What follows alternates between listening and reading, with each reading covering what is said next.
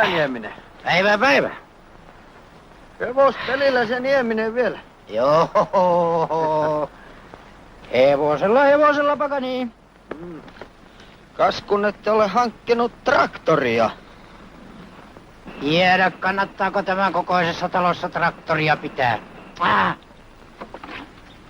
Moni viljelijä lienee esittänyt itselleen saman kysymyksen. Ja onhan niin, että pienillä ja keskikokoisilla tiloilla kannattaa pitää vain sellaista traktoria, jota voi taloudellisesti käyttää kautta vuoden, siis kevyttä ja huokeakäyttöistä.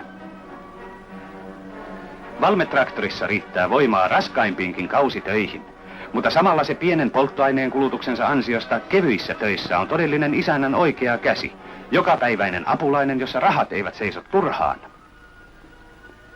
Aina käyttövalmiina liikkuvana voimakoneena sillä on mitä erilaisimpia tehtäviä sekä kotona että kylässä. Mutta vasta peltotyössä isäntä oikein tutustuu traktorinsa ominaisuuksiin. Valmetraktori on suunniteltu juuri Suomen olosuhteita silmällä pitäen.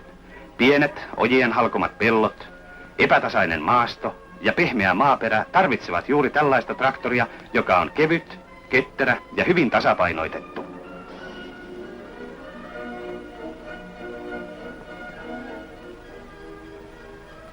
Jatkuvasti monipuolistuva valikoima tehokkaita ja oikein suunniteltuja työvälineitä saa työt sujumaan entistä kevyemmin ja vauhdikkaammin.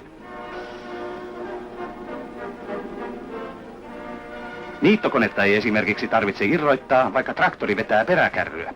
Valmetraktorin hyvistä ajo-ominaisuuksista johtuu, että nuoret pojat ja tytötkin pystyvät sillä miesten töihin, jolloin työvoimaa vapautuu muihin tehtäviin.